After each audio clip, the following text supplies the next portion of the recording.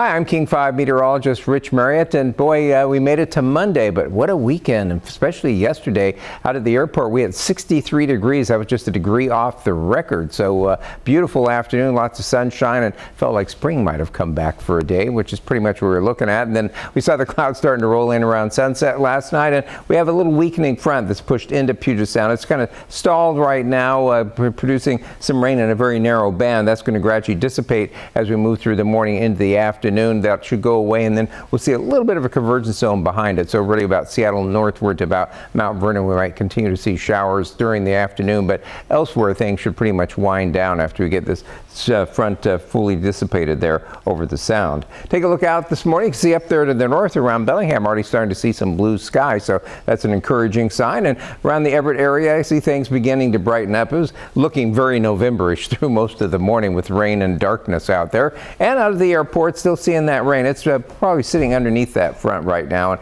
seeing the rain coming down, kind of soaking things down. And it looks like Tacoma's still to the south of that. They've been seeing an occasional sunbreak trying to show up. And along the coast, they've been seeing the showers continue. Those should start to diminish as we head towards later this morning and on into early afternoon, again, as that front gradually dissipates. Look at that 7-day forecast. Once we get that out of the way, overnight tonight, we're going to see maybe a little bit of patchy fog form. It depends on how much we clear tonight. And then as we head into tomorrow, it should clear out to partly sunny. It should be a nice day, and it is going to be a dry day. So that's good news if you still have some outdoor chores you want to do that you didn't quite get to over the weekend. You've got another dry day to get them done before the rain returns as we head towards Wednesday. It looks like it's going to be wet off and on all the way into the weekend. And some of those systems moving through are going to soak things down quite nicely, but again, November is the wettest month of the year, so no big surprises there. Looking out in the Pacific, we do have this weak system that's moving through today that's going to dissipate over us. This next one is going to pretty much go north of us as the ridge of high pressure kind of builds along the coast. That's going to clear us out and give us that sunshine tomorrow afternoon. And then there's a series of systems that are going to develop out there in the Pacific and swing through here as we head towards later Wednesday on into the weekend. It won't be continuous rain. There'll be some breaks in between, but pretty much will always be in the state of increasing the rain or decreasing the showers all the way into the first part of next week, which is kind of what we expect for this time of the year. Checking the computer model, you can see it shows those showers sliding off into the Cascades this afternoon. And then as we head into tomorrow, not a bad day for Tuesday, looking pretty good. And then as we head towards, I just jumped ahead of myself. We'll go back to that. As we head on towards Tuesday, we're going to be looking for that break on. Then as we head into Wednesday by afternoon, we'll start to see that next system move in. And then you can see it's kind of wet off and on pretty much all the way into the weekend. We might get a little bit of a break on Saturday with just some showers and sun breaks around before an even wetter system moves in as we head towards Sunday. So definitely getting back into a wet pattern by midweek. Take a look out the Hurricane Ridge camera. Beautiful shot, nice looking clouds there. However, for skiers and snowboarders, this was totally snow covered about a week, 10 days ago, and it's all melted back. We're starting all over again, which is not unusual for the month of November for sure. There at Paradise, you see at the 5,000 foot level, not seeing anything fall in the parking lot at this point. Snow levels, I think, are running around 8,000 feet this morning. I'll show you those in just a moment.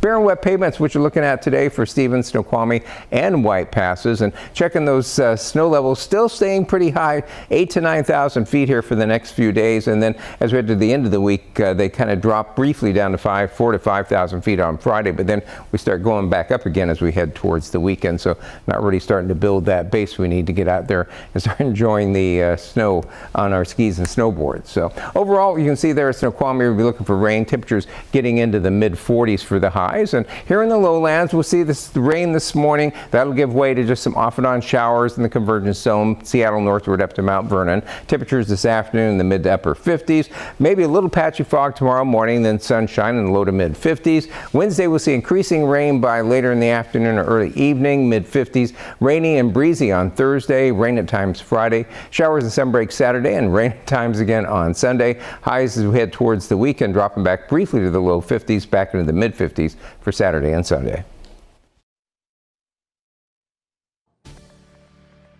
Doesn't look like too bad of a day there in Seattle. Now, that same system that is bringing some very light rain there to the Seattle area, it's going to be heading east and eventually making its way across eastern Washington and eventually finding its way to Spokane, where they could be dealing with a few light showers as we head into the day too. But again, just like Seattle, we're talking about more dry times rather than wet times. Meteorologist Thomas Patrick has the latest in your forecast.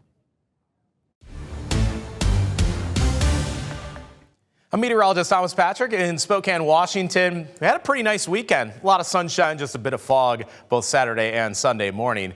This time around, no fog, just a lot more cloud cover overhead. And once again, we'll be tracking a week that features more rain than not. Not a complete washout, not 24/7 for the next 7 days. We'll just pick our moments of some wet weather, including some passing showers today. Some big changes around the Pacific Northwest later on in the week. The one thing that really holds true, though, are the mild temperatures.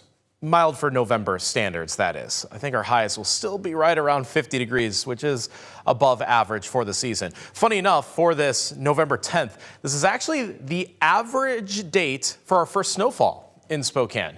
It's going to be later than average this year, quite comfortably, as just more rain continues to drop through our forecast, including this pretty weak cold front here, but enough to bring some very light rain to mainly Washington State and certainly areas of North Idaho during the afternoon.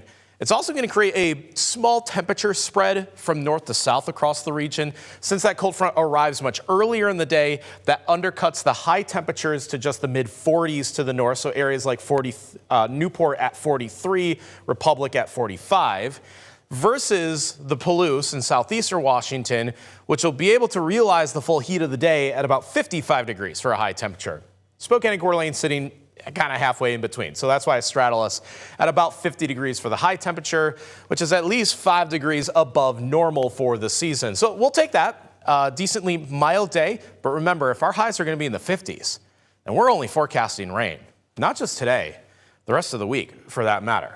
As for the rain chances, I really only give it about a 50-50 shot for this afternoon.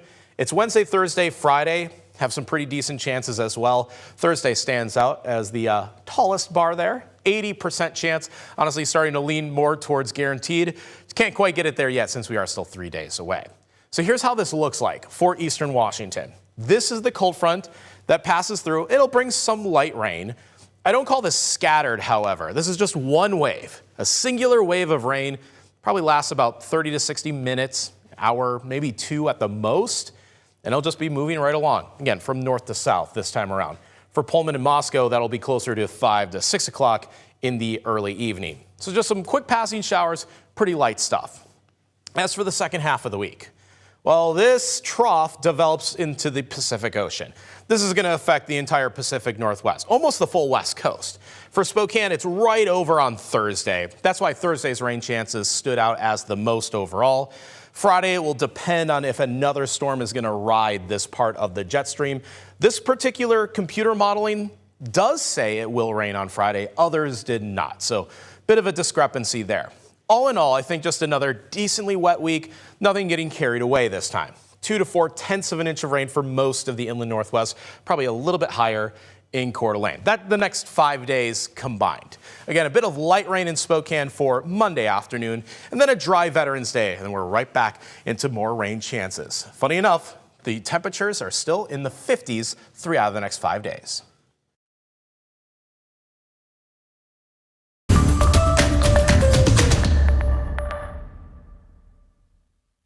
First responders in Polk County, Texas, delivered voluntary evacuation orders for residents living south of Carter Lake Dam this weekend. They are now telling residents the owners of the dam reported water leaking through an 8-inch hole, something officials say could cause the dam to fail and flood the surrounding neighborhoods. So the owners, the property owners, they speculate there may be some beaver activity where they tried to burrow into the embankment of the dam. The owners are currently working to pump water below the hole so that a private engineer can assess the damage.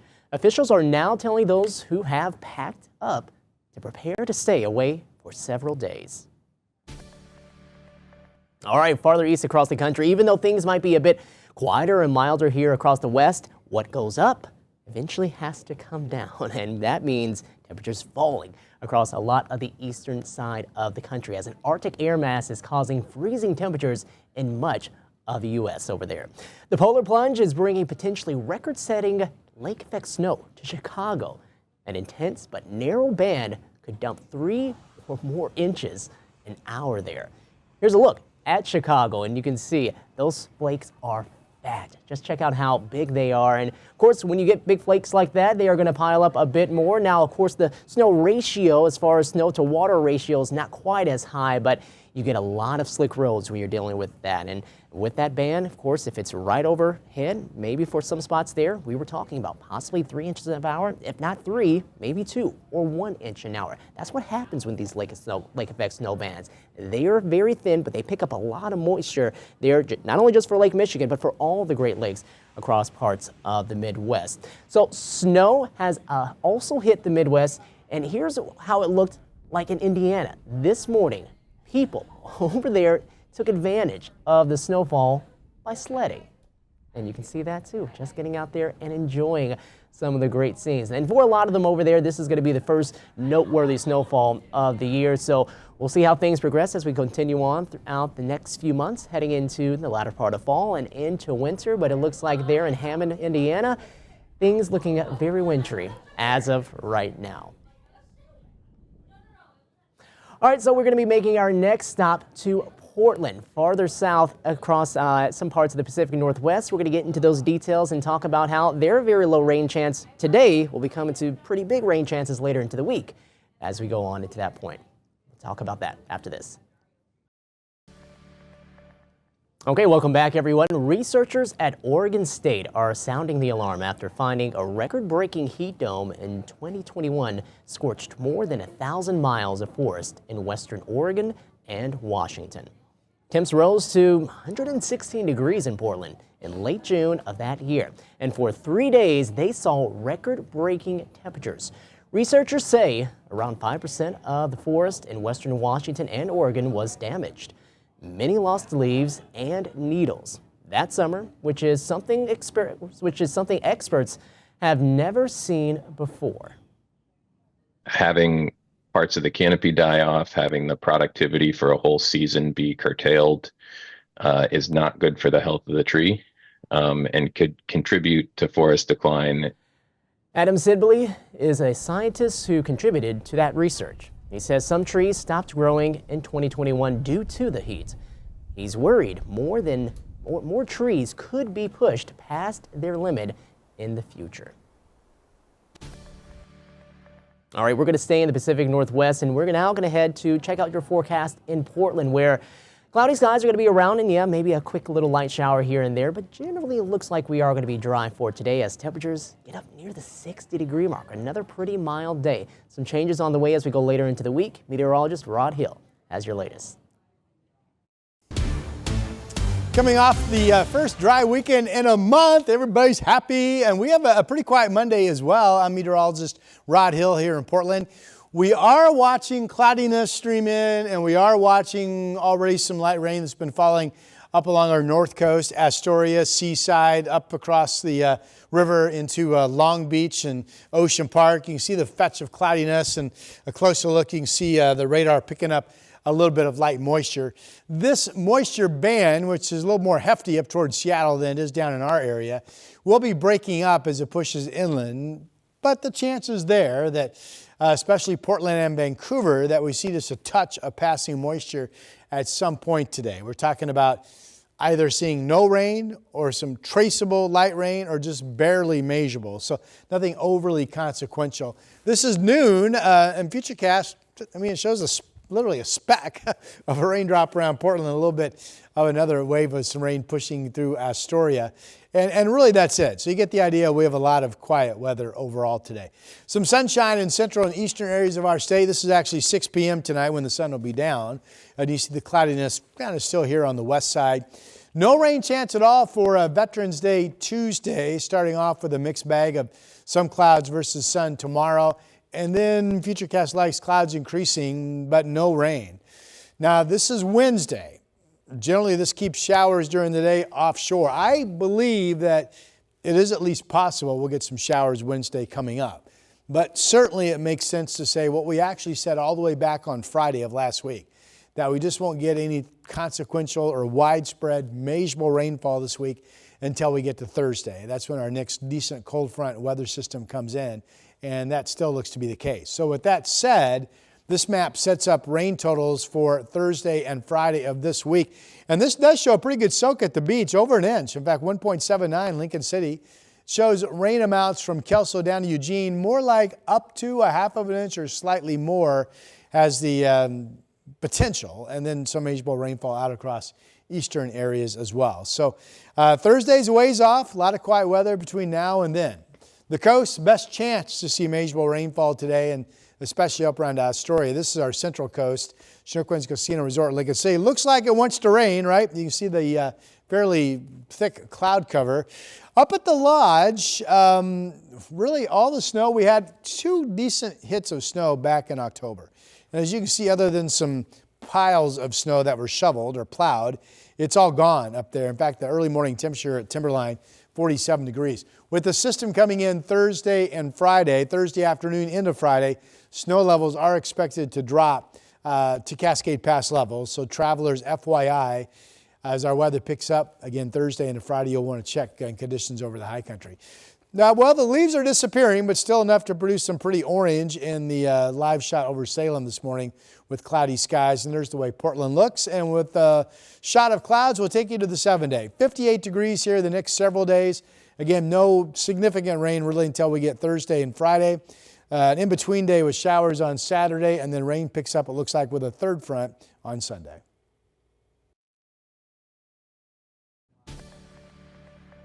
All right, you heard meteorologist Rod Hill talk about that Thursday-Friday time frame for things to start to pick up here across more of the northwestern U.S. And so that's going to be something that you'll see on farther east as well, heading over towards Idaho, where we're going to take our next stop, where we are talking about Boise's forecast, which we were mentioning earlier before. What goes up must come down. So the somewhat above average temperatures that we have over here is helping to create that dip in the jet stream and the cool air mass over more of the eastern third of the United States. But again, towards Boise, we're expecting things to stay just slightly above average here over the next few days before becoming a lot more active by the latter part of the work week.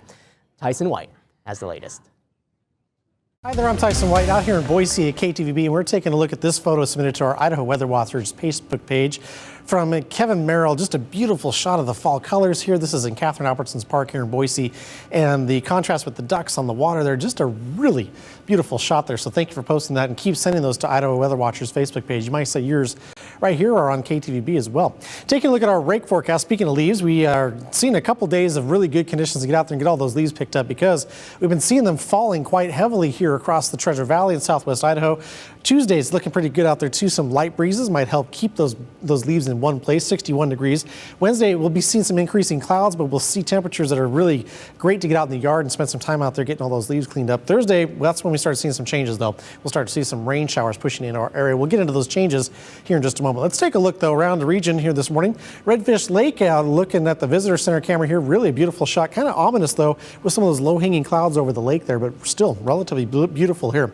Here in Boise in the Treasure Valley area, we're seeing some kind of layeriness in the clouds out there, keeping kind of a dim, kind of hazy look out there. It's just clouds, but we're kind of seeing those shifting over. We'll see those come and go throughout the day today.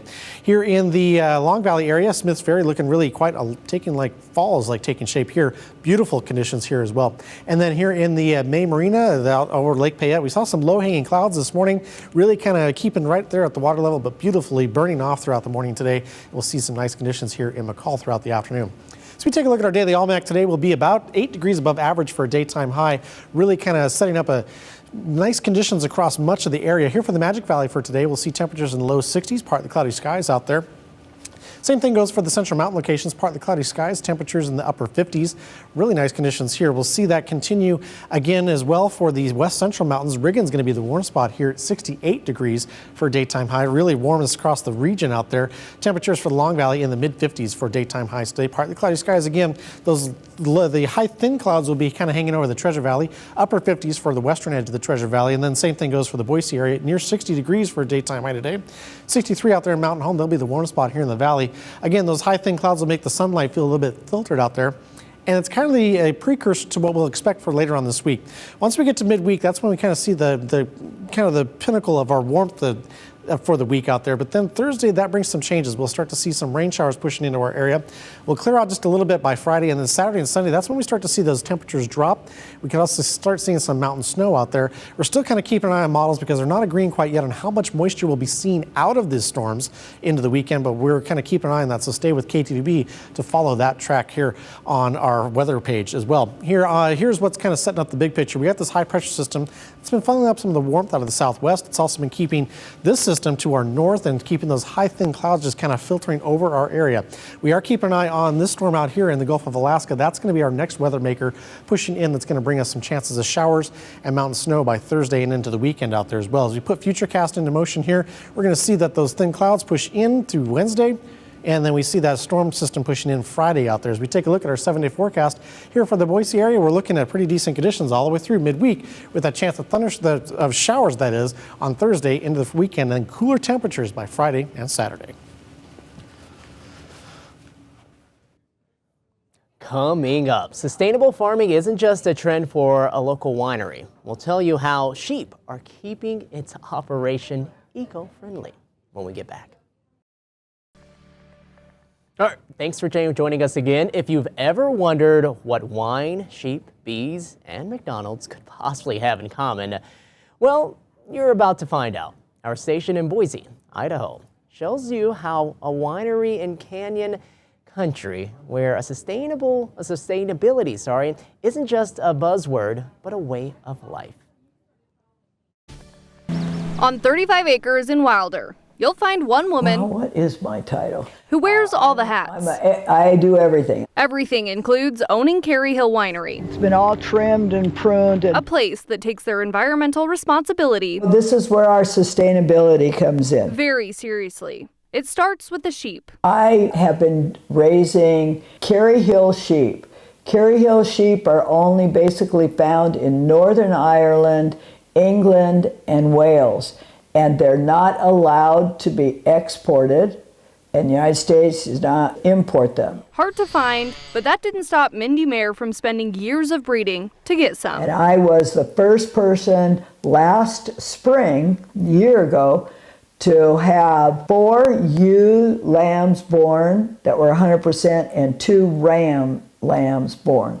That the first in the United States, so I'm very proud of that. Hard to find, but also hard to miss. Black eyes, black noses, black knees, black feet, and then their wool is really very special. And that wool goes here. So I take the wool and we're going to be replacing it now. You can barely see the wool now. This is from a couple years ago, but that wool, it retains the water, it's antimicrobial, and it reflects up to ripen the grapes. The entire winery is a Live certified sustainable vineyard. I'm only the second person in the state of Idaho to be certified. There's a lot of work, but everything that goes into the ground is measured, and it has to pass certain rules and regulations to get certified. She's considered salmon safe, which means everything that goes into the ground and comes out into the river is safe for the fish. But wait, that's not all. Then we're bee-friendly farmers. She mentioned that she does everything, and she's right. I don't know if I told you this either, but I own McDonald's restaurants. And it's the McDonald's mantra that built her passion. You will have gold standard fries and gold standard Big Macs, and your places will be gold standard clean, and you'll have gold standard customer service and product and everything. And that's how I kind of view my vineyard. It'll always be gold standard. She even has a McHive for her bees at the winery. For her, it's about doing something good. It makes me no money, except I have pride that I'm doing something to try to bring back. And she has no plans of stopping soon. Monarch butterflies. At this winery, it's more than just This is my Pinot Gris. great tasting wine, People are loving Tempranillo. I've won a lot of awards with my Tempranillo. but rather taking an earth-friendly approach to farming. And it's just incredible how fast these grow. Well, isn't that neat? All right, well, we're going to head south of Idaho and head down into the states of Colorado and California. Or sorry, Arizona when we get back.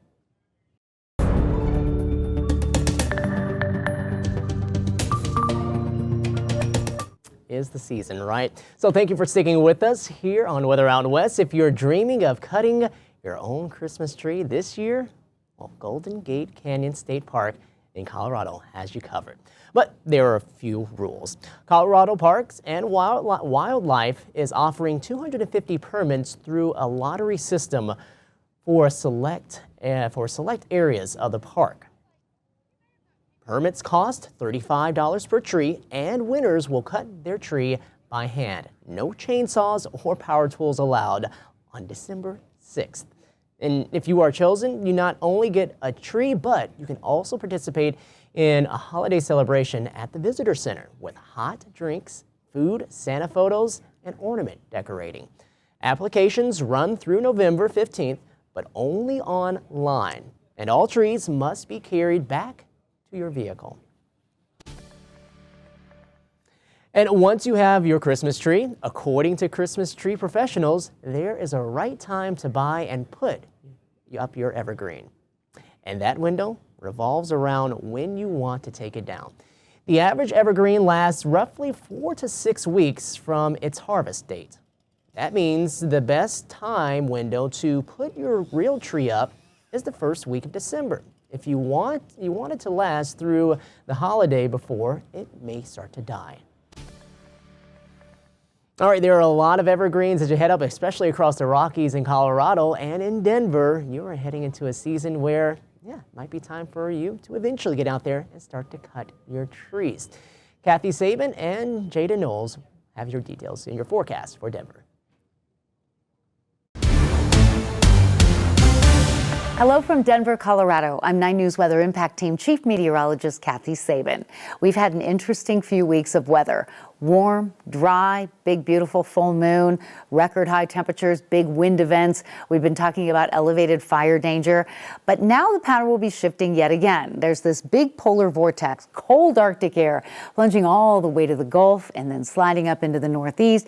This will allow for another big blocking ridge of high pressure to set up over Colorado and the west. With the storm track to the north, the next system in the Pacific Northwest will stay north of Colorado, but eventually a trough will slide in here at the end of the week, and that will offer us a chance for some mountain snow and maybe a cooler, unsettled pattern for Denver that might see a rain or snow shower on Saturday. So excited to see some changes there. A dry northwest flow aloft over us is bringing in just a few high clouds, but we're really in between weather systems.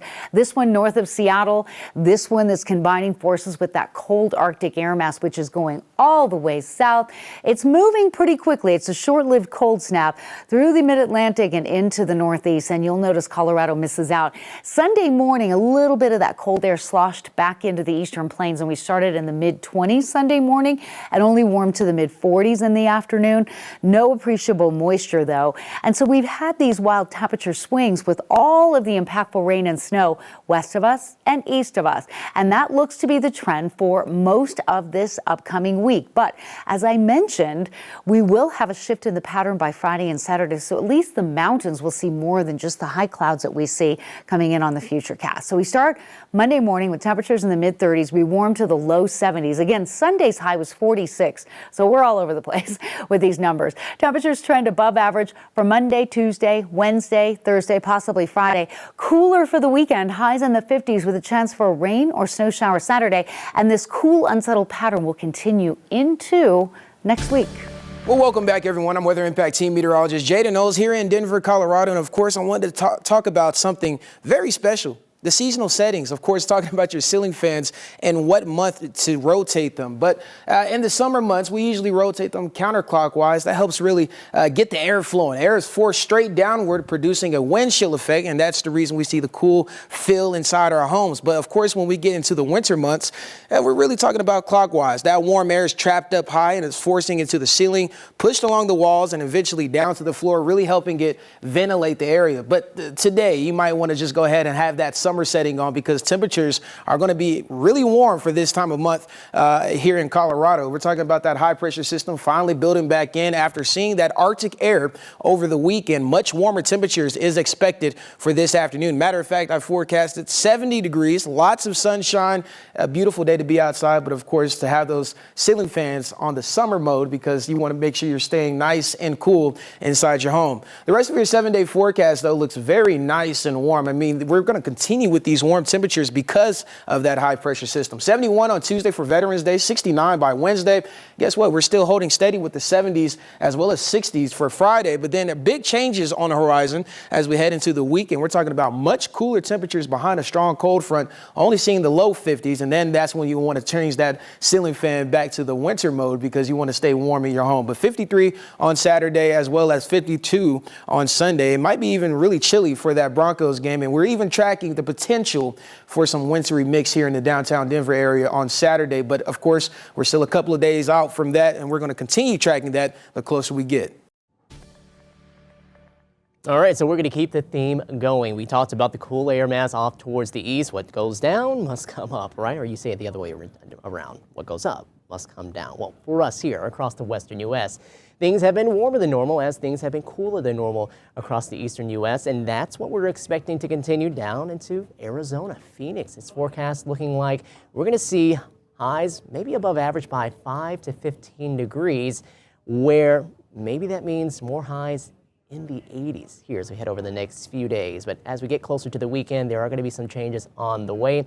Meteorologist Christy Long has the details.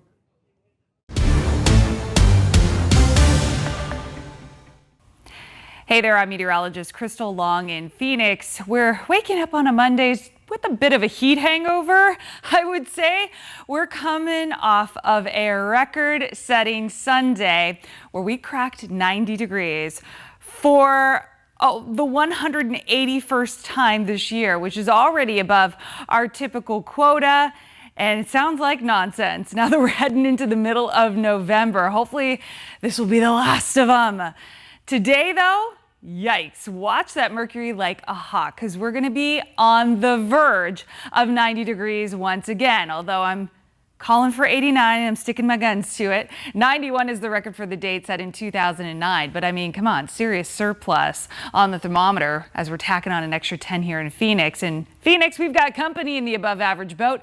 All of Arizona is cranking up those temperatures today as much as 14 degrees above seasonal standards in Prescott and Kingman. So it's going to translate to, yes, some 90s here in our lower desert locations. We've got 80s over in Kingman and 70s from Prescott to Payson, the land of the Red Rocks. Seeing a little red on their thermometer there, above average 76 degrees. So the next big thing is going to actually take our attention away from the thermometer and onto the radar, and it's at the end of our work week. I know we're starting off the work week a lot differently than we're going to be polishing it off. Rain and our first snow chances of the season coming at you on Friday, plus a temperature tumble. So here's where the rain and the snow could land. Notice just a few dabs of snow, and it's going to be exclusive to the tippy tops of the mountains. Not a whole lot to speak of, but hey, it's the first flakes to go flying. That's really exciting. Bigger splash here of rain in that higher terrain, missing out on the snow. And here in the valley, still staying very low on the scale, maybe around 1/10 of an inch, 1/4 of an inch at most. So you may be wondering, when is that average first snowfall typically for Flagstaff? Hey, we're pretty much par for the course, November 15th. Last year, though, we actually had those snowflakes add up on October 18th. So here comes the 7-day forecast for Flagstaff. Big changes, right? It's almost like that anticipation of dropping down in a roller coaster. Hands up.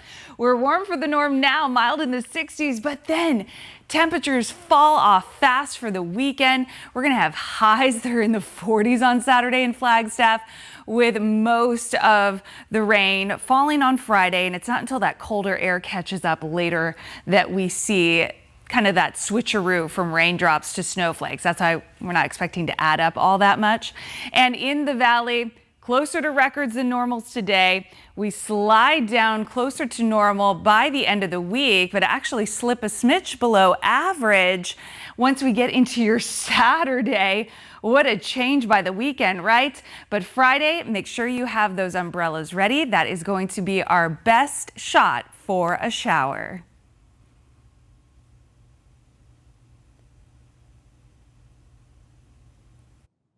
All right, you remember when I mentioned that we were going to go to California and check out their weather? Well, we are now going to do that after this break and check out what's happening down into San Diego and Sacramento. So keep it right here.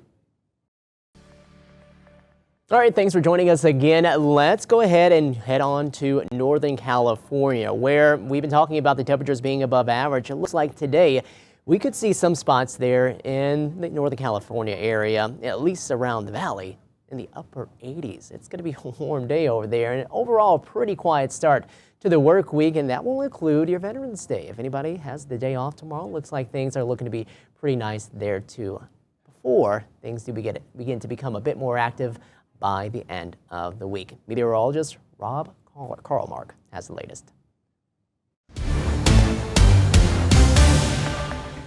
Hello, I'm meteorologist Rob Carlmark here in Northern California, and it's been really a great stretch of weather. We've had highs in the 70s in our local region. Beautiful fall colors are at their peak, and then we were going to have some changes. Later on this week, we're looking at a pretty decent storm with valley rain, Sierra snow, and then even for the weekend, we've got a little bit left over. Now, looking at it last week, it looks like we were just loaded up with days and days of rain, but it's sort of pulled back to essentially those two time periods.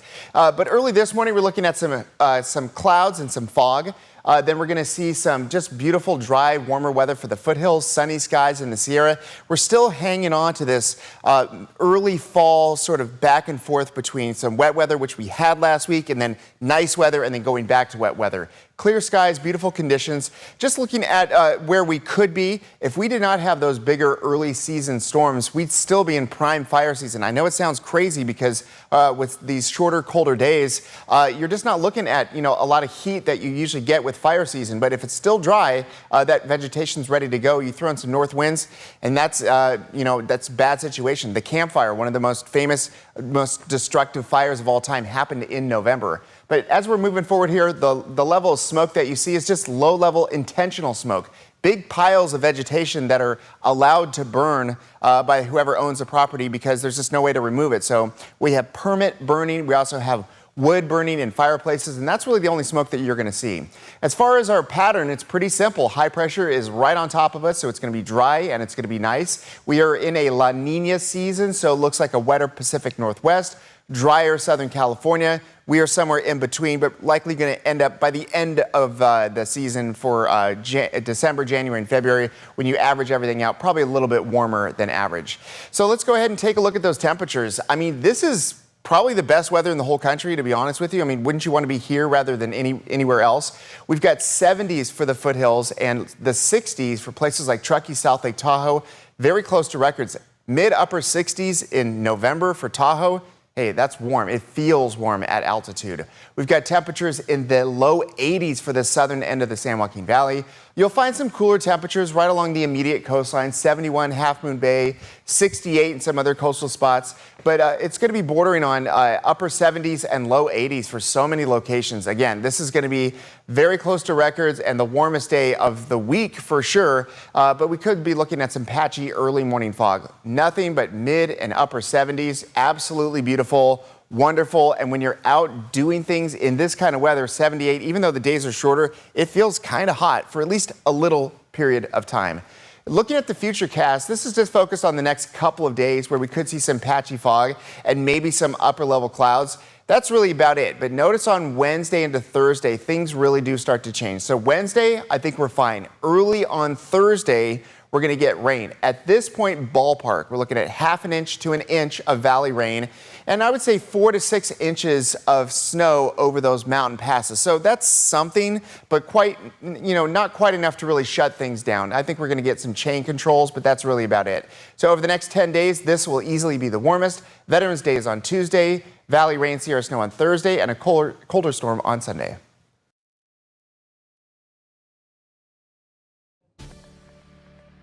Before we get to San Diego's forecast, take a look at these sleepy bears at the Oakland Zoo.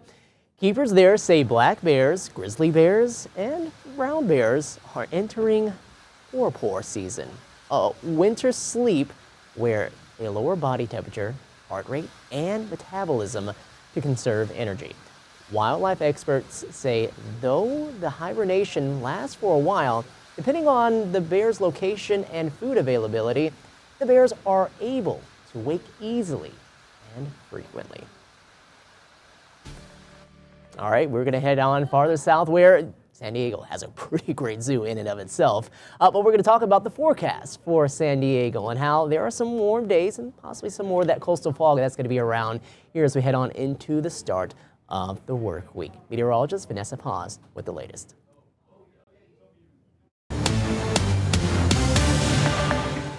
Happy Monday morning from San Diego, California. I'm CBS 8 meteorologist Vanessa Paz. Got to give a shout out to one of our viewers, incredible photographer Art Harrell. He always sends in really cool shots. This one was taken of one of the sunsets that we saw Saturday evening, and that is at the Crystal Pier out in PB. The heat peaks today, then we'll have a drastic drop in temperatures. Overall calm conditions with increasing clouds starting tomorrow, our Veterans Day, and showers likely Thursday, Friday, which is good because we are in desperate need of precipitation. We've been bone dry since the start of the water year, October 1st. So San Diego really needs this, especially to kind of moisten up the vegetation. All right, high temperatures for this afternoon look like this. Will be slightly cooler than yesterday. We'll see lots of high 80s to go around, low 90s for areas like Escondido as well as El Cajon and Ramona. So that's where you need to, our viewers or people who live here need to make sure that they're staying hydrated and taking frequent breaks in the shade when it comes to those outdoor activities. Even the coastal areas will have a taste of this warmth, low 80s. I mean, take a look at that for areas like Oceanside as well as downtown San Diego.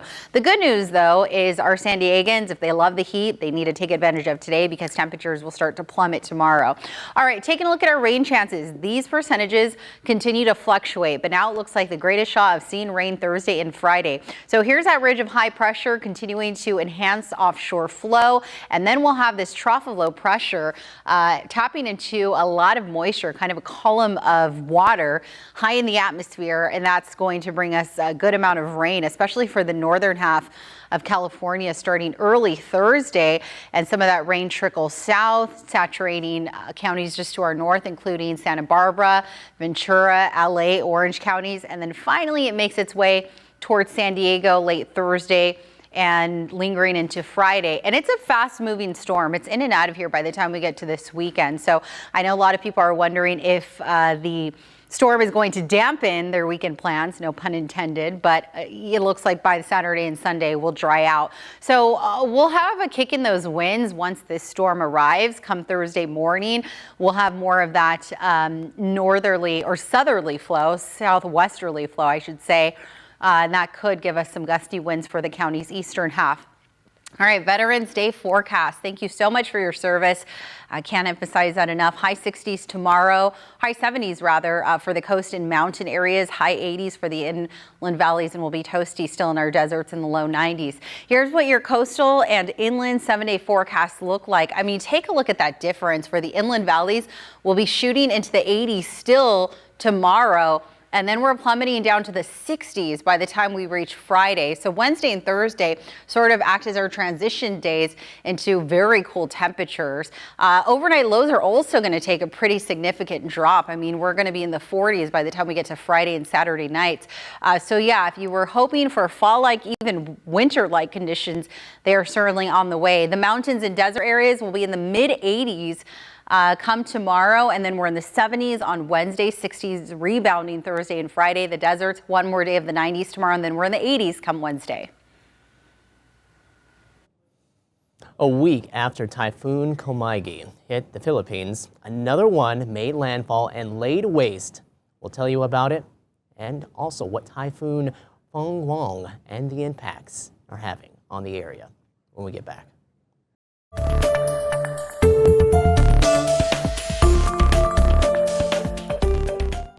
The Philippines were just hit with another typhoon following the hills of Komaigi. Typhoon Phong Quang lashed at parts of the country's main island with heavy winds, rains, and storm swells. It sustained winds of up to 115 miles per hour and gusts of up to 143 miles per hour. The Philippines Weather Agency said Phong Guang lost strength as it swept through the mountainous northern provinces and agriculture plains overnight before heading into the South China Sea toward Taiwan. Around 1.4 million people evacuated ahead of the typhoon. Officials say 2 people have died so far.